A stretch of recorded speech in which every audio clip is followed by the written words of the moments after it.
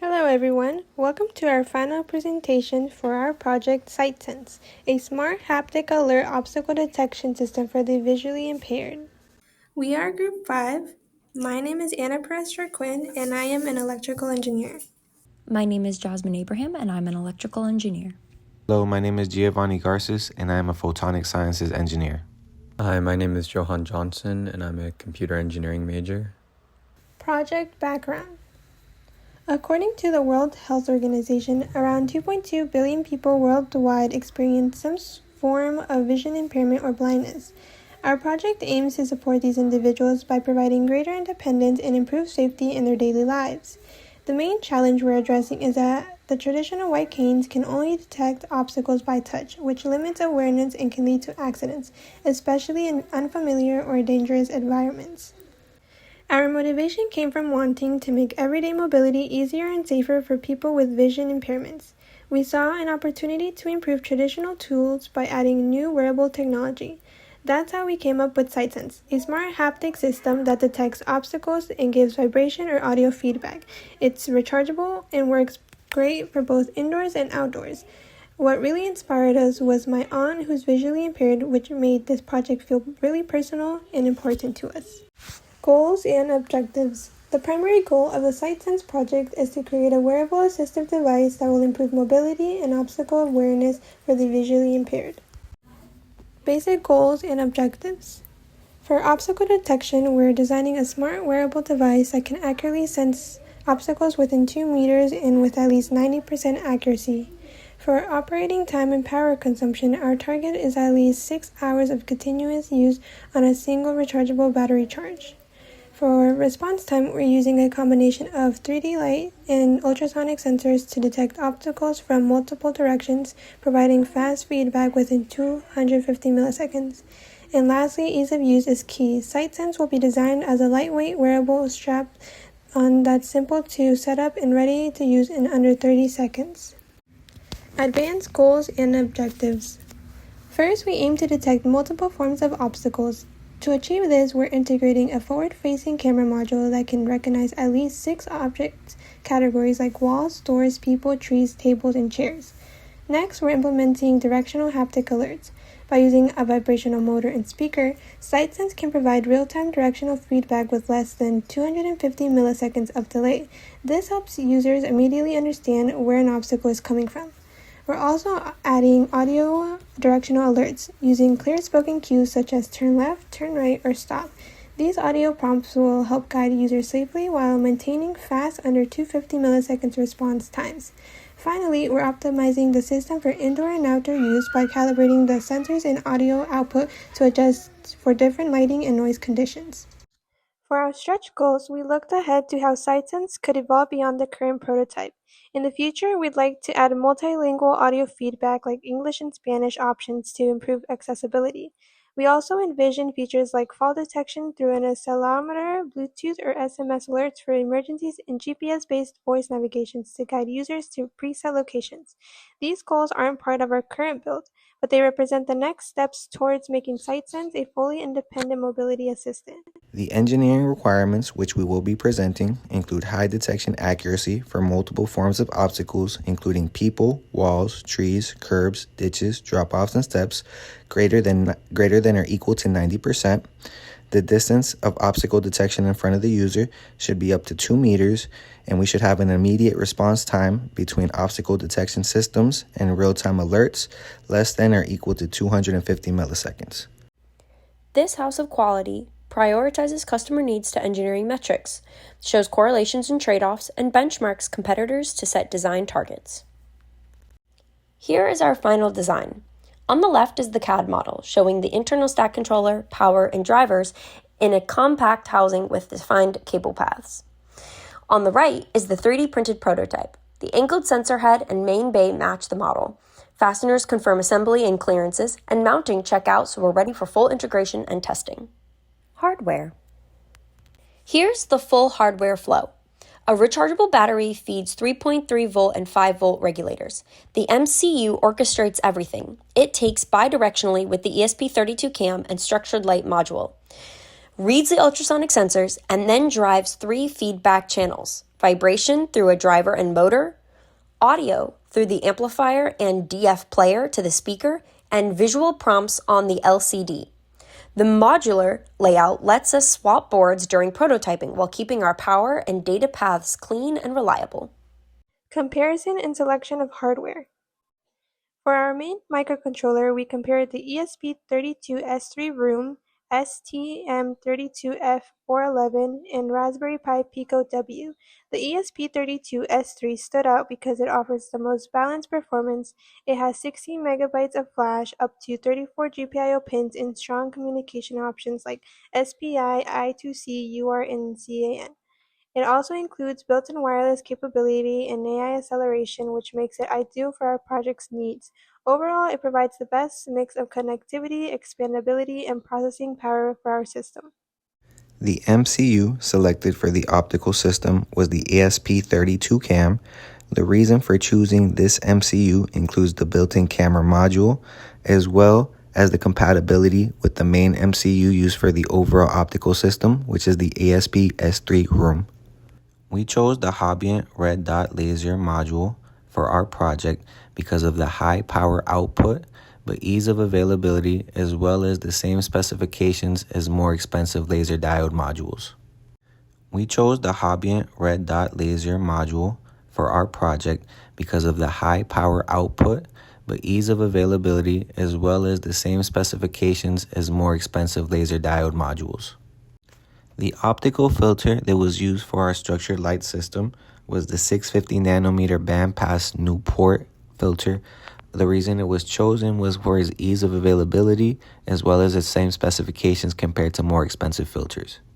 The LCD 1602 was chosen because it works best with the interface of our main board, as well as its low power consumption and low cost. For our optical detection system, we compared 3 ultrasonic sensors: the HC, the JSN, and the RCWO. The HC operates at 5 volts, offers a reliable 2 to 400 centimeter range, and provides about 3 millimeters of accuracy.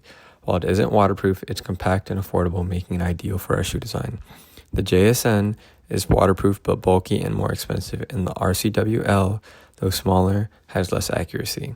Overall, the HC is the best fit because it balances range, size, and cost for our 200 centimeter detection requirement. For our vibration feedback system, we compared 3 motors: the Seed, the DF Robot, and the Vibronics.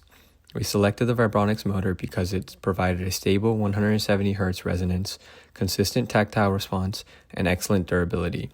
Although it's more expensive and requires an LRA driver, it's optimized for skin contact and offers reliable, wearable, grade performance. For our vibration driver, we compared the SparkFun, their DRV2605L, and the Adafruit DRV8833. We chose the SparkFun because it's the smallest, easiest to integrate, and most cost-effective. It provides simple PWM control and reliably drives our vibration motor without needing complex features like pre-programmed effects or dual motor support. For our audio feedback system, we compared 3 speakers from SameSky and PUI Audio. We selected the PUI because it offers a wider frequency range from 300 Hz to 20 kHz, strong 88 dB output, and weather resistance. Even though it's slightly larger and lower in power, it provides reliable performance and durability for outdoor conditions.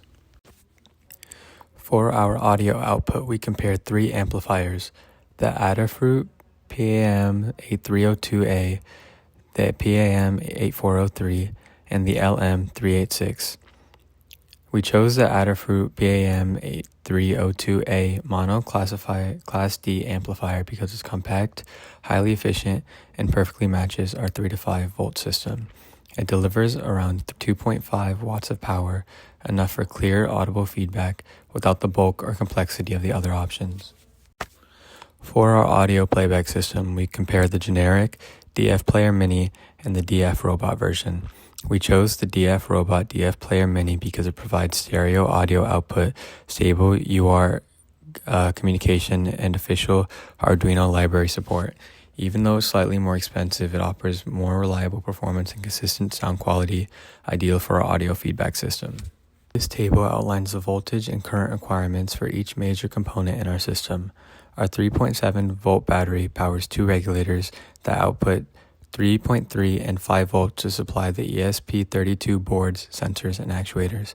The ESP32 CAM and ESP32S3 draw the most current, while peripherals like the ultrasonic sensors, LCD, and laser consume minimal power. This distribution ensures stable performance and prevents overloading during peak operation. This is our battery study. We compared a 3000 milliamp protected lithium ion, a tiny 150 milliamp lithium polymer, and an unprotected 18650. We chose the Meshnology 3000 milliamp because it supplies 2 to 3 amps for motor and audio peaks, includes built-in protection, has easy to solder leads, costs about $14, and fits our enclosed unit. Here's our 3.3 volt regulator choice. We compared a custom TPS 613221 design to the Pololu 2122 and 2855 modules. The TPS gives fixed 3.3 volt directly from our single-cell lithium ion across 0.9 to 5.5 volt input, with roughly 600 milliamps continuous and up to 1.2 amps peak, enough for the ESP32S3 and sensors. We selected the TPS for smallest footprint, adequate current headroom, and clean direct from battery operation. Here's our 5 volt regulator. We compared a custom TPS 613222 to some common adjustable modules. The TPS takes our single cell lithium ion directly and delivers clean fixed 5 volts, about 500 to 600 milliamps continuous and up to 1.2 amps peak, enough for the LCD, DF player, and audio amplifier transients. It's a small purpose-built PCB with proper protection. Compared to other boards, we get better stability, predictable current headroom, and a tighter mechanical fit. Schematics and PCBs. This is the main board, our backup plane for the whole system. On the schematic, you can see battery input feeding the 3.3 volt and 5 volt rails, then headers for the ESP32S3 and ESP32 CAM, plus connectors for the LCD, ultrasonics, haptic driver, audio amplifier and DF player, and a power switch. The PCB routes Y traces for power, keeps signal separated, and uses a solid ground plane with decoupling at each header. We added test pads, mounting holes, and clear silkscreen labels to make assembly and debugging fast. Here's the MCU board built around the ESP32S3 room. The PCB breaks high-use GPIO to dual headers, keeps a solid ground plane, and places short, direct traces to minimize noise. Up top is a full antenna keep-out for the RF performance. This board is the controller that coordinates all sensing and feedback. This board drives the haptic motor using TI's DRV2605L. The MCU talks to it over the I2C to select vibration patterns, while an optional in-trig PWN pin lets us do simple on-off buzzes. EN is hardware gated for safe startup. Pull-ups keep the bus solid, and local 1 microfarad decoupling capacitors sit at VDD and the output. The routed pair goes to the Vibronics motor connected with short, wide traces. Here is the audio amplifier. The DF Player Mini feeds from a PAM 8302A Class D mono amp, powered from the 5 volt rail. We AC couple the inputs with 1 microfarad capacitors and 100 ohm series resistors to prevent pops, and use a 10K pull-up on the SD for a click-free mute enable. Output runs through ferrite beads to the PUI speaker for low EMI and stable load. With local decoupling at VDD, this tiny board delivers clear, efficient alerts at plenty of volume. This is the 3.3 volt regulator board using TI's TPS 613221. It takes the single cell lithium ion directly and provides a fixed clean 3.3 volt for the ESP32S3 and sensors. It provides small footprint, stable output, and enough headroom for our peak loads. This is the dedicated 5 volt regulator using TI's TPS 613222 boost. It steps our single cell lithium ion up to a fixed, stable 5 volt for the LCD, DF player, and audio amp, The layout keeps the switch loop short over a solid ground plane with a status LED and test header for quick probing. It is a small board, delivers a predictable 5V, and plenty of headroom. Comparison and selection of software. This is our software stack and why it worked. ThorCam captured and controlled DOE calibration images.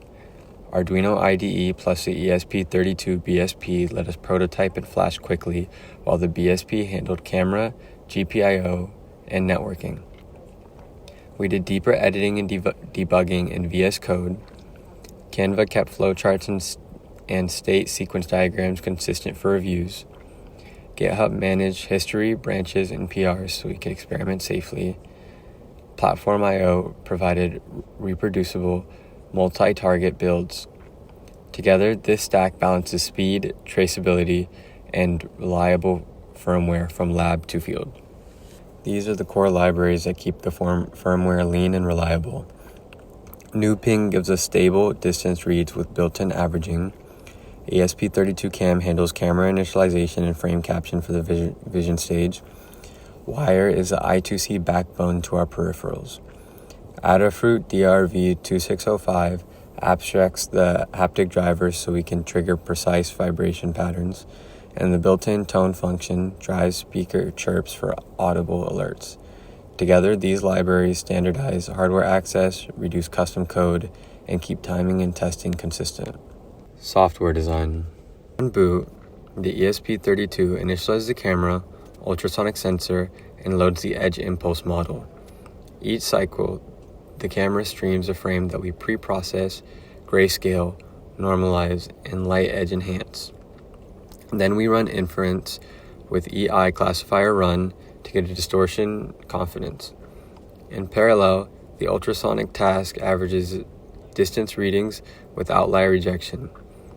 A fusion engine combines both signals, distance-gated thresholds, and hysteresis select a state, clear, caution, or alert.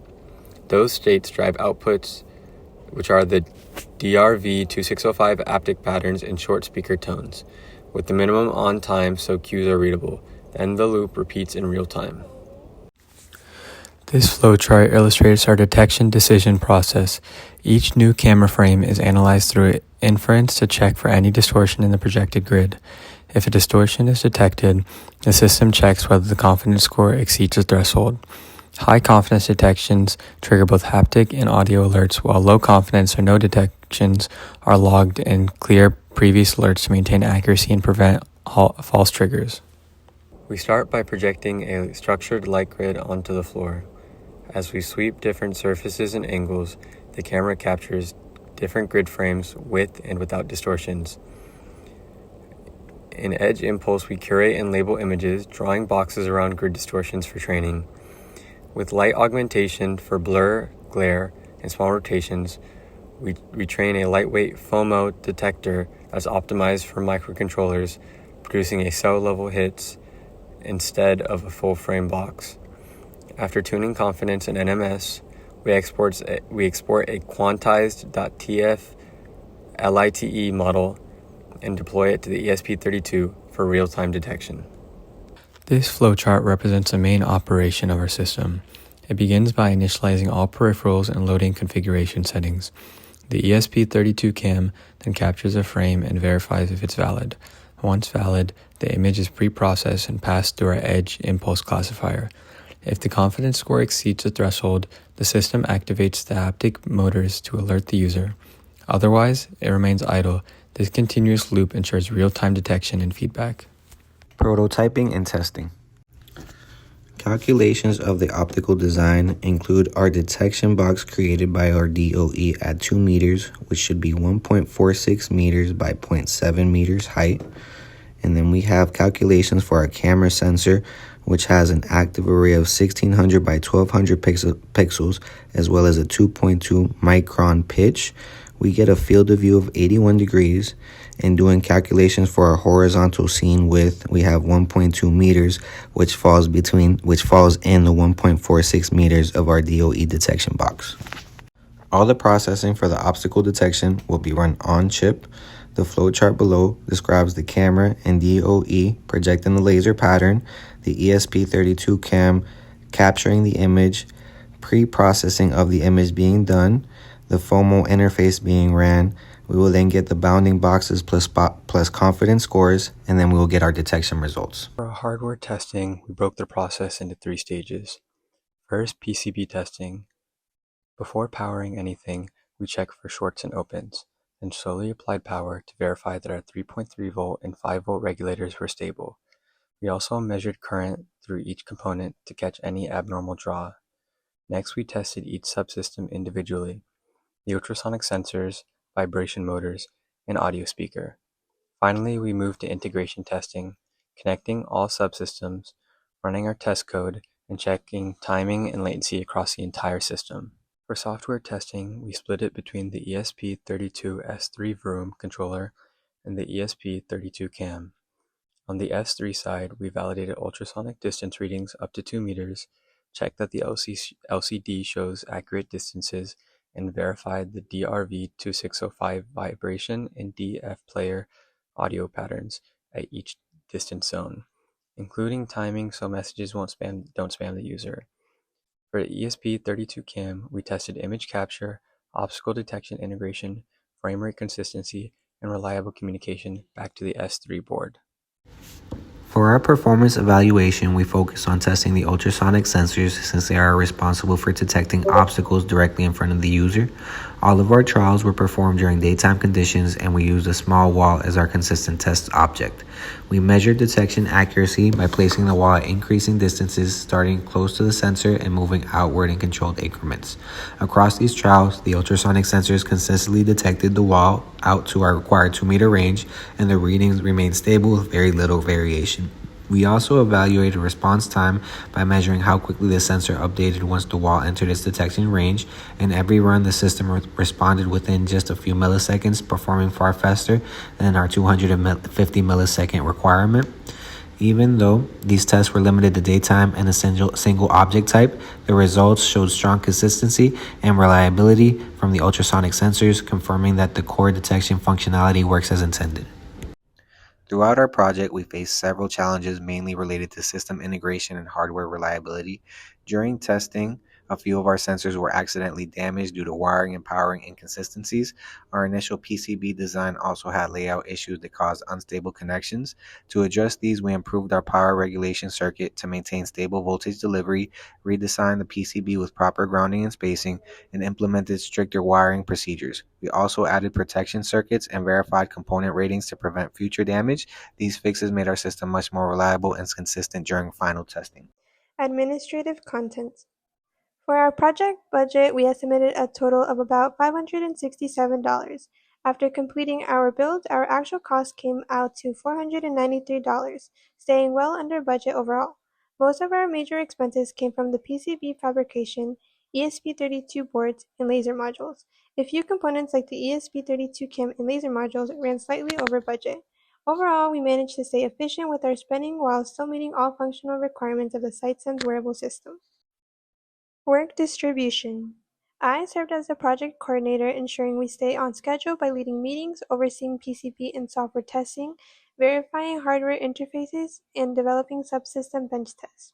Jasmine is responsible for our PCB schematics and layouts, board-to-board connections, and assisting with hardware integration and assembly. Geo characterizes and optimizes the optical components, aligning the camera and laser for precise data capture and validating performance under different conditions. Finally, Johan develops and maintains the ESP32 cam code, supports hardware-software integration, and helps test and troubleshoot the full system prototype. Together, we ensure smooth integration across all subsystems to deliver a fully functional design. Our next steps include finalizing the team documentation and updating and uploading documentation to our team website. If we had more time, we would make our system more compact and lightweight, as well as improve software for user interface. That concludes our presentation on SightSense. We want to thank our professors, reviewers, and everyone who supported us throughout this project. Thank you for your time and for watching our presentation.